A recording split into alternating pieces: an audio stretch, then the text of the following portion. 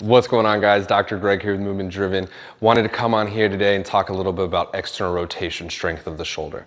If I had to pick one thing to do to prevent shoulder injury, it's probably strengthening the external rotation, the rotator cuff into that direction. So you see a lot of guys in the gym, maybe you don't see, you should see more, but you see people doing this kind of stuff, right?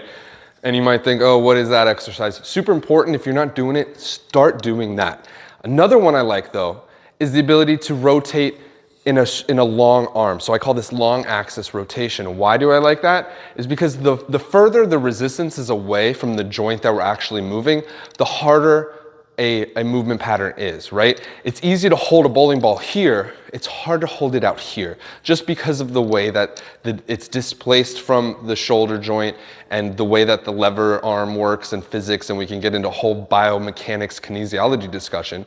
But just trust me on this, you want to work long axis external rotation as well. So what I want you to do is take a band, tie it to the squat rack or somewhere in the gym, and you're going to take your palm and put it down, and you're going to rotate externally away from you. So I have my body here, I'm relaxing that trap, I'm putting some resistance through that band, some tension, and then I'm rotating this way, right? I'm rotating out.